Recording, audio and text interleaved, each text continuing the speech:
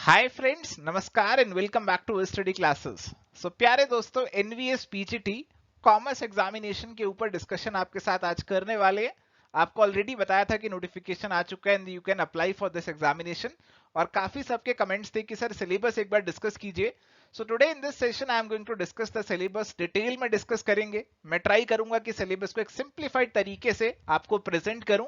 आपको सिलेबस देखने में तो 2 पेज लगते हैं, बट वास्तव में सिलेबस बहुत वास्ट है, बहुत वाइड है। और आज मैं आपको ये चीज क्लियर करा दूंगा और साथ ही आपको प्रीवियस ईयर के कुछ सवाल भी दिखाऊंगा हर टॉपिक के साथ रिलेट करके, ताकि आपको ये पता चल जाए कि आपको हर टॉपिक को कितनी डेप्थ में पढ़ के जाना है, क्या कवरेज एग्जामिनर आपसे डिमांड यहां पे करता है। तो प्यारे दोस्तों, आइए फटाफट से इस सेशन को स्टार्ट करते हैं। प्यारे दोस्तों, जैसा कि हम सभी जानते हैं, नवोदय विद्यालय समिति रिक्रूटमेंट ड्राइव 2022-2023 और यहाँ पे रिक्रूटमेंट की जा रही है principal, post graduate teacher, trained graduate teachers की नवोदय विद्यालय स्कूल्स के अंदर।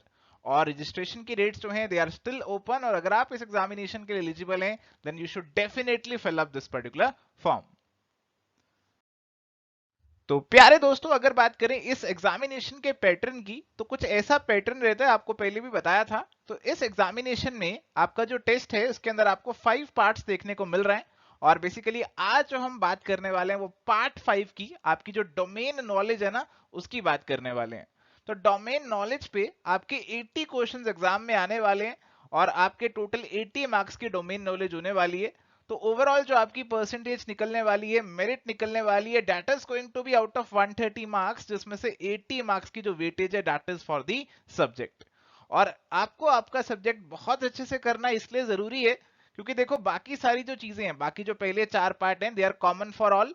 और इसमें कोई भी एक्सपर्ट नहीं हो सकता, इसमें सब एवरेज मार्क्स ले सकते हैं। बट आपका जो सब्जेक्ट है, इसमें आप ज्यादा से ज्यादा स्कोर कर सकते हैं। बट ध्यान यहाँ पे एक और बात का रखना है कि नेगेटिव मार्किंग भी इस एग्जामिनेशन में हमें देखने को मिलती है। तो इसी तरीके से एग्जामिनेशन में आंसर लगाने हैं कि आपकी मार्किंग ज्यादा नेगेटिव ना हो जाए। तो प्यारे दोस्तों, अगर बात करें एनवीएस पीजीटी कॉमर्स के सिलेबस की, तो ये जो कॉमर्स का सिलेबस है ना, इसे 2 पार्ट में बांटा हुआ है। पहला पार्ट है आपका बिजनेस स्टडीज एंड मैनेजमेंट का, और दूसरा पार्ट है financial accounting and financial statement analysis का। अब ये लिख तो दिया बिजनेस स्टडीज एंड मैनेजमेंट बस, बट इसके अंदर बहुत सी चीजें आती हैं आपकी। इसके अंदर आपका नॉर्मल बिजनेस स्टडीज तो आता ही है, वो क्लास 11th-12th वाला।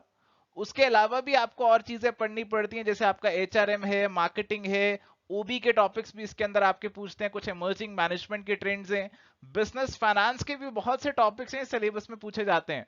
तो बिजनेस स्टडीज एंड मैनेजमेंट लिखने से इसका मतलब ये नहीं है कि आपको बस क्लास 11th-12th की एनसीईआरटी पढ़ के जानी है, उससे बात बन जाएगी। ऐसा बिल्कुल भी यहाँ पे मतलब नहीं है, क्योंकि यहाँ पे आपके सिलेबस में जो टॉपिक्स इंक्लूड किए गए हैं, वो आपके काफी टॉपिक्स ऐसे हैं that you would not get in NCERT, जिसके लिए आपको और बुक्स को रेफर करना पड़ेगा।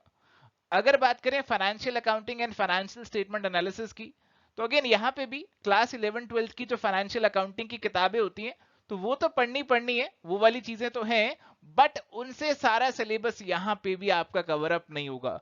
काफी चीजें आपके सिलेबस में ऐसी मिलेंगी जो कि उन किताबों में नहीं होती हैं। आपको जैसे यहाँ पे फंड फ्लो स्टेटमेंट पढ़ना है, वो किताबों में नहीं होगा।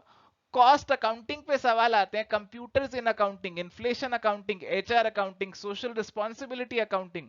तो ये सारी चीजें आपको वो सिलेबस में जो इंक्लूड की गई हैं, वो आपको ट्रेडिशनल 11th-12th एनसीईआरटी में नहीं मिलने वाली हैं। अब प्यारे दोस्तों, हम जो सिलेबस को डिस्कस करने वाले हैं ना, वो यहाँ पे इस तरीके से नहीं कर रहे। मैंने इस सिलेबस को अपनी कैटेगराइजेशन दे दी है, अपने हिसाब से पार्ट्स में बांट लिए, और वो पार्ट्स की डिस्कशन अब मैं आपके साथ करूंगा। और साइड बाय साइड आपको ये भी बताता चलूंगा कि भाई इस पोर्शन में से किस तरीके के सवाल प्रीवियस ईयर में पूछे जा चुके हैं। तो आइए फटाफट से इस डिस्कशन को आगे बढ़ाते हैं। चलिए, तो पहला पार्ट मेरे सिलेबस का बिजनेस स्टडीज। तो बिजनेस स्टडीज का ये मेन पोर्शन है, तो this is the main portion of business studies. और ये वाला जो पोर्शन है, दिस इज लाइक बिल्कुल आपका जो क्लास 11th का बिजनेस स्टडीज का बुक होता है, वहां वाला पोर्शन है। काफी टॉपिक्स 80 to 90% वहां से कवर हो जाएगा, बट 100% के लिए कुछ और भी मेहनत आपको करनी पड़ेगी। तो इसके अंदर आपको बेसिक बिजनेस से जुड़ी बातें पढ़नी है जी। बिजनेस क्या है, characteristics, objectives, industry, commerce, business profession और एम्प्लॉयमेंट के differences, forms of the business organisation हमारे पास अलग अलग हो सकते हैं, तो उनके बारे में भी आपको पढ़ना है। और large scale and small scale business, assistance by the government to the small scale sector, ये वाला टॉपिक भी यहाँ पे इंक्लूड किया गया है। बिजनेस की जो ओनरशिप है, हमारे पास प्राइवेट भी होते हैं, पब्लिक भी होते हैं और जॉइंट सेक्टर भी होता है, पीपीपी भी होते हैं, पब्लिक प्राइवेट पार्टनरशिप। इसके अलावा ग्लोबल एंटरप्राइजेस होते हैं, जॉइंट वेंचर होते हैं। तो ये सारी आपको टॉपिक्स जो है यहाँ पे कवर अप करने हैं।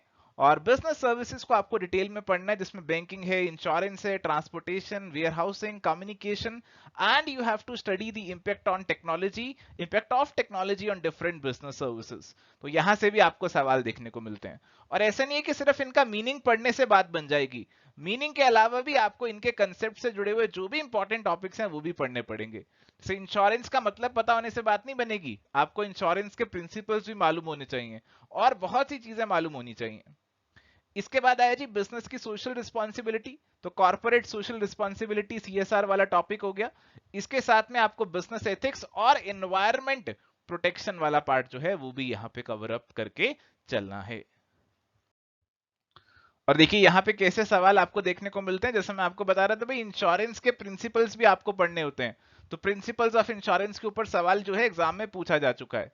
और इसके अलावा आप देख सकते हैं जॉइंट हिंदू फैमिली बिजनेस को कौन सा लॉ गवर्न करता है, कंपनी के फीचर्स पे सवाल है, परपेचुअल सक्सेशन कॉमन सील पे, और मेमोरेंडम ऑफ एसोसिएशन जो कंपनी का होता है उसका सब्सक्रिप्शन क्लॉज जो है उसके ऊपर सवाल है। तो इस तरीके के सवाल आपको पेपर में देखने को मिलते हैं। सवाल ज्यादातर डायरेक्ट रहते हैं, बट आपको उन सवालों को सॉल्व करना है तो आपको टॉपिक की अच्छी खासी जानकारी होनी चाहिए। चलिए इसके बाद हमारे सिलेबस का जो अगला कंपोनेंट मैंने बनाया है that is business environment and international business.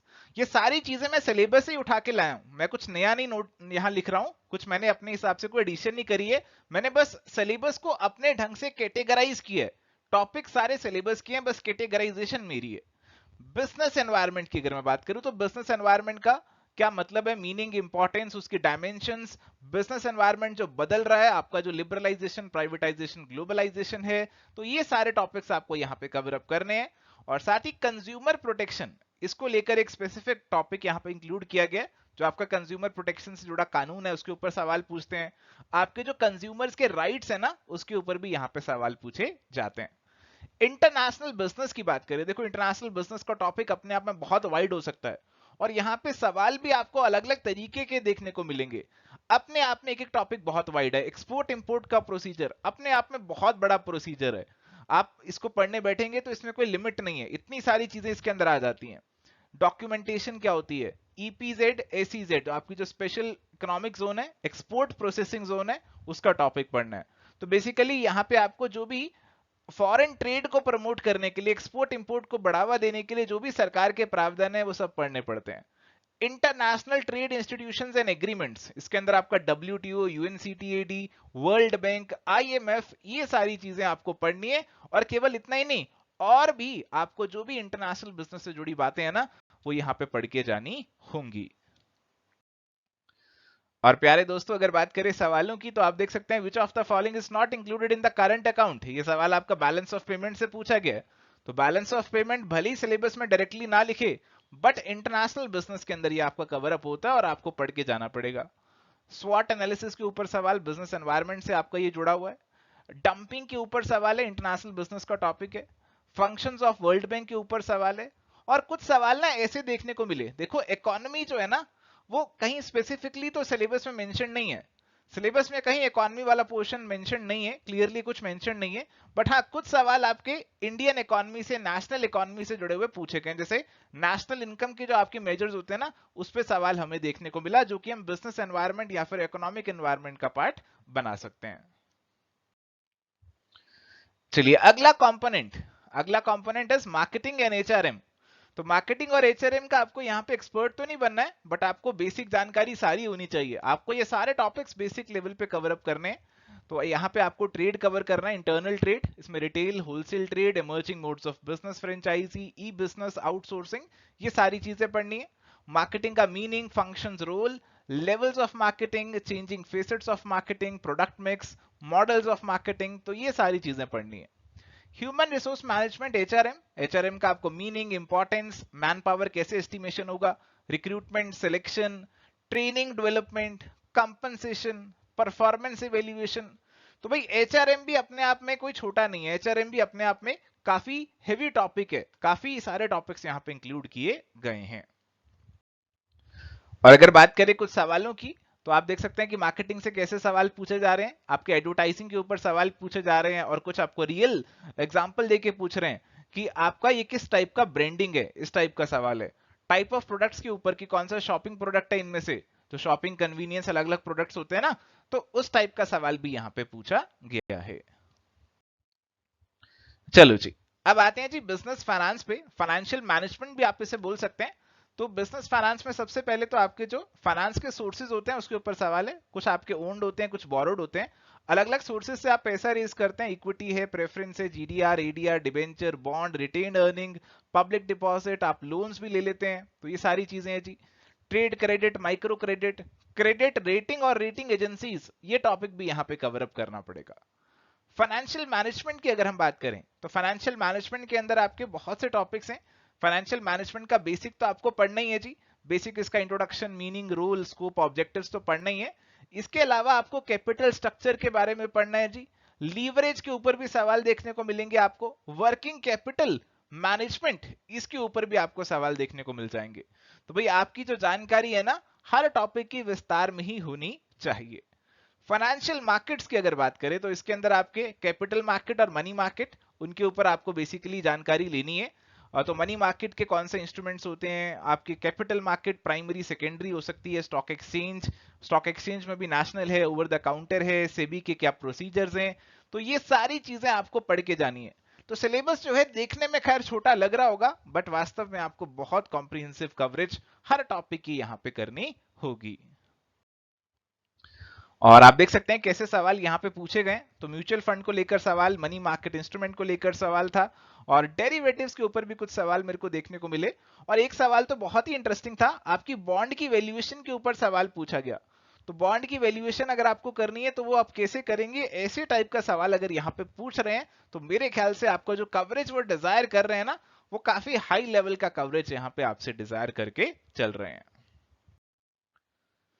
चलिए अगला सेगमेंट हमारे पास है मैनेजमेंट एंड ऑर्गेनाइजेशन बिहेवियर। तो मैनेजमेंट के बेसिक चीजें तो आपको पढ़नी है यहाँ पे, आपका मैनेजमेंट का concept, nature of the management, art, science, profession, levels of management, top, middle, bottom, management के जो प्रिंसिपल्स हैं आपके, जनरल प्रिंसिपल्स हैं आपके, फ्योल वाले, साइंटिफिक है, टेलर वाले, तो ये सारे आपको पढ़ने हैं। मैनेजमेंट के जो फंक्शंस होते हैं, planning, organising, staffing, directing, controlling, coordination, ये सब अच्छे से पढ़ना है जी। ओबी, ऑर्गेनाइजेशन बिहेवियर, इसके अंदर भी आपको काफी टॉपिक्स पढ़ने हैं जी। तो इसके अंदर आपको मोटिवेशन का टॉपिक है, आपका लीडरशिप का टॉपिक है, पर्सनालिटी, परसेप्शन, लर्निंग, एटीट्यूड का टॉपिक है, कम्युनिकेशन अपने आप में एक बहुत बड़ा टॉपिक है, ग्रुप डायनामिक्स, तो ये सारी चीजें आपको पढ़ के जानी है। इसके बाद है जी कुछ इमर्जिंग ट्रेंड्स इन मैनेजमेंट, तो इसके अंदर आपको क्या क्या पढ़ना है जी। इसके अंदर आपको बिजनेस प्रोसेस री इंजीनियरिंग पढ़ना है, टोटल क्वालिटी मैनेजमेंट पढ़ना है, क्वालिटी सर्कल्स के बारे में पढ़ना है, benchmarking, strategic management, knowledge management, business standardisation, ISO, तो ये सारी चीजें यहाँ पे कवर अप करके जानी है। तो आपको मैनेजमेंट के बारे में भी अच्छी खासी नॉलेज होनी चाहिए। और अगर सवालों की बात करें, तो आपके ऑर्गेनाइजेशन स्ट्रक्चर के ऊपर सवाल देखने को मिले, आपके हॉथॉर्न एक्सपेरिमेंट्स, ट्रांजैक्शन एनालिसिस किसने दिया, तो ये ओबी का पार्ट है, हालांकि सिलेबस में स्पेसिफिकली मेंशन नहीं है ट्रांजैक्शनल एनालिसिस, बट फिर भी पूछा गया, तो आपका coverage it has to be comprehensive. और इसके अलावा यहाँ पे कंपनी की पॉलिसी के ऊपर, टाइप्स ऑफ प्लान्स के ऊपर सवाल जो है यहाँ पे पूछे गए थे। चलो जी, अब आते हैं जी हमारा जो नेक्स्ट पोर्शन है, जो सिलेबस के according that is your part number 2, that is your financial accounting वाला पार्ट। तो इसके अंदर आपका एक तो बेसिक अकाउंटिंग आता है, बेसिक अकाउंटिंग के अंदर अकाउंटिंग के क्या मीनिंग, ऑब्जेक्टिव्स, कैरेक्टरिस्टिक्स हैं, accounting principles, concepts, cash basis, accrual basis, accounting standards, तो बेसिक चीजें आपको पढ़नी है। इसके बाद अकाउंटिंग का प्रोसेस पूरा का पूरा पढ़ना है आपको, वाउचर से लेके आपकी journal, ledger, trial balance, final accounts, उसके साथ में रेक्टिफिकेशन ऑफ एरर्स भी, तो ये सारी चीजें पढ़नी है। इसके साथ में बैंक रिकंसिलिएशन स्टेटमेंट जो बीआरएस का टॉपिक होता है, accounting for depreciation, provisions and reserves, bills of exchange, ये सारी चीजें पढ़नी है। इसके अलावा आपको सोल प्रोप्राइटर और जॉइंट स्टॉक कंपनीज की किस तरीके से अकाउंटिंग होती है, तो वो सब चीजें भी यहाँ पे पढ़नी है। चलिए आप यहाँ पे कुछ सवाल देख सकते हैं। तो यहाँ पे सवाल कुछ तो जनरल सवाल है कि क्लोजिंग स्टॉक की वैल्यूएशन से क्या फर्क पड़ेगा प्रॉफिट पे, और कुछ न्यूमेरिकल सवाल भी यहाँ पे देखने को मिलते हैं जैसा आप देख सकते हैं। तो ये न्यूमेरिकल सवाल एक, और यहाँ पे भी एक इम्प्रेस्ड सिस्टम जो होता है पेटी कैश वाला, उसके ऊपर सवाल। बिल ऑफ एक्सचेंज की ड्यू डेट कैलकुलेट करने के लिए भी सवाल पूछा गया, तो बिल ऑफ एक्सचेंज का टॉपिक भी आपको कवर अप करके जाना है जी। और इसके बाद ही अकाउंटिंग के अंदर हमारे पास पार्टनरशिप अकाउंटिंग भी पढ़ के जाना है। उसमें सारा कुछ एडमिशन, रिटायरमेंट, डेथ, डिसोल्यूशन सब पढ़ना है। कंपनीज का अकाउंटिंग है वो भी आपको पढ़ के जाना है। उसके अंदर आपको शेयर कैपिटल भी पढ़ना है और डिबेंचर्स के बारे में भी पूरा पढ़ना है। कंपनीज के लिक्विडेशन के बारे में भी आपको पढ़ के जाना है। इसके अलावा अकाउंट्स ऑफ इनकम्प्लीट रिकॉर्ड जो आपका सिंगल एंट्री सिस्टम है, consignment accounting, joint venture accounting, ये भी आपको यहाँ पे कवर अप करके जाना है। तो सिलेबस जो है ऐसा नहीं है बहुत छोटा, बहुत सरल है, बहुत आसानी से हो जाएगा ऐसा नहीं है। सिलेबस अपने आप में बहुत कॉम्प्रिहेंसिव है। देखने में आपको लगता होगा कि 2 पेज का सिलेबस है, but it's very comprehensive in itself. और आप देखें अगर कैसे कैसे सवाल यहां से पूछ रहे हैं, तो आपके शेयर फॉर फीचर के ऊपर सवाल, डिबेंचर रिडम्पशन के ऊपर यहाँ पे सवाल थे, सिंगल एंट्री सिस्टम के ऊपर सवाल थे आपके यहाँ पे, और आपके जो ये नॉट फॉर प्रॉफिट ऑर्गेनाइजेशन हैं उनके ऊपर भी यहाँ पे न्यूमेरिकल सवाल आपको देखने को मिलते हैं। तो इस पेपर के अंदर ऐसा नहीं है पूरा थ्योरी आएगा, न्यूमेरिकल सवाल भी अच्छे खासे मिल जाते हैं। जैसे आपका 4 फीचर वाला सवाल भी न्यूमेरिकल वाला है, कई बार रेशियोज के ऊपर भी न्यूमेरिकल आ जाता है। तो आपको यहाँ पे दोनों का बैलेंस बना के चलना है, थ्योरी का भी और प्रैक्टिकल का भी।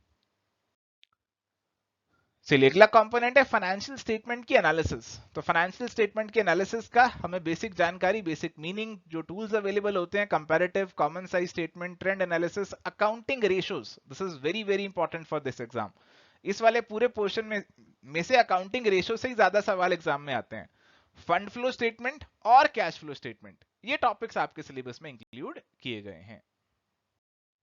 और यहाँ पे अगर आप देखें तो क्या क्या सवाल आ रखे हैं, तो फाइनेंशियल स्टेटमेंट्स में कौन सी स्टेटमेंट नहीं आती ऐसा पूछ रहे हैं आपसे, और साथ ही आपसे लॉन्ग टर्म फाइनेंशियल पोजीशन कौन सी रेशो से पता चलती है, कौन सी एक्टिविटी रेशो नहीं है, और ऑपरेटिंग प्रॉफिट रेशो के ऊपर आपको न्यूमेरिकल भी यहाँ पे देखने को मिलता है। हालांकि आसान है, but there is a numerical which has been asked, so आपको न्यूमेरिकल भी करके जाने हैं। चलिए अगला हमारे पास कंपोनेंट आता है कॉस्ट अकाउंटिंग का। तो कॉस्ट अकाउंटिंग में आपको कॉस्ट अकाउंटिंग का बेसिक नेचर, बेसिक फंक्शंस, और इसके अंदर आपको जॉब कॉस्टिंग पढ़ना है, प्रोसेस कॉस्टिंग, देखो प्रोसेस कॉस्टिंग भी पढ़ना है, अपने आप में बहुत बड़ा टॉपिक हो जाता है ये। मार्जिनल कॉस्टिंग पढ़ना है, कॉस्ट वॉल्यूम प्रॉफिट एनालिसिस, आपको जो मार्जिनल कॉस्टिंग का बेसिकली जो सारा फंडा है ना वो सारा पढ़ के जाना है। Cost control and cost reduction की जो टेक्निक्स हमारे पास अवेलेबल है वो सारी पढ़ के जानी है। और देखो इसके अंदर ना ये सारी टेक्निक्स और ये सब चीजों में आपसे बजट के ऊपर भी सवाल पूछ लेते हैं, बजटरी कंट्रोल के ऊपर भी सवाल पूछा गया, स्टैंडर्ड कॉस्टिंग भी आपको पढ़ना ही पड़ जाएगा। तो कॉस्टिंग में भी आपको अच्छी खासी कवरेज करके जानी होगी। तो आप देख सकते हैं कि कुछ तो बेसिक सवाल है फिक्स्ड वेरिएबल कॉस्ट पे, और आपको जीरो बेस बजटिंग के ऊपर भी सवाल देखने को मिला, इकोनॉमिक ऑर्डर क्वांटिटी का सवाल भी यहाँ पे देखने को मिला, जिससे आप वर्किंग कैपिटल मैनेजमेंट से भी जोड़ सकते हैं, और यहाँ पे भी इन्वेंट्री मैनेजमेंट से, मटेरियल के टॉपिक से आप जोड़ सकते हैं। और ओवरहेड के ऊपर भी सवाल थे देखने को मिले थे इस पेपर के अंदर। तो आपको यहाँ पे कॉस्टिंग का एक तो बेसिक अच्छे से पढ़ के जाना है कि कॉस्टिंग क्या है, उसके जो एलिमेंट्स होते हैं, मटेरियल, लेबर, ओवरहेड, ये सारा चीज आपको जो कॉस्ट शीट होती है उसमें जो अलग अलग चीजें होती है ना, प्राइम कॉस्ट, वर्क्स कॉस्ट, वो सारी जानकारी होनी चाहिए। और इसके अलावा जो हमारे पास कॉस्टिंग के डिफरेंट मेथड्स हैं, टूल्स हैं, टेक्निक्स हैं आपके पास यहाँ पे, job costing, process costing, marginal costing, budgetary control, तो ये सारे टॉपिक्स भी आपको पढ़ के जाने होंगे। चलिए सिलेबस के अंदर अगला कंपोनेंट हमारा है computers in accounting and modern, कुछ कंसेप्ट्स हैं हमारे पास यहाँ पे। तो अकाउंटिंग में कंप्यूटर्स का किस तरीके से इस्तेमाल हो रहा है उसकी जानकारी आपको होनी चाहिए।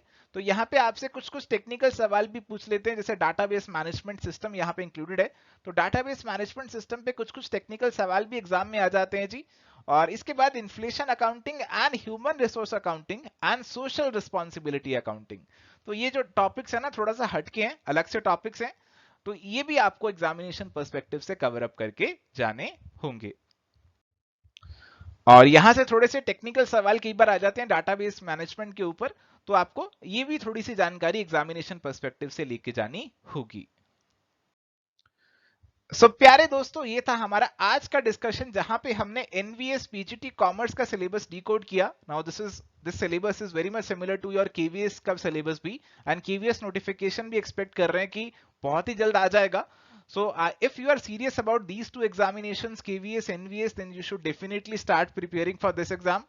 आप अच्छे से डिटेल में हर टॉपिक सिलेबस का जो है उसे कवर अप करें. अगर आप चाहते हैं कि एवर स्टडी क्लासेस आपकी कुछ मदद कर सकता है इसमें, if you want us to start any course, या फिर कोई इसके लिए आप चाह रहे हैं कि प्रैक्टिस के लिए कुछ किया जाए, तो then you can definitely comment below. आप कमेंट करके हमें बता सकते हैं. अगर आप चाहते हैं कि इस पे हम और काम करें, कुछ आपके लिए कोर्स लेकर आए, then you can definitely comment below, तो उसके according we can plan. This is it for today. Thank you. Bye. Take care. All the best.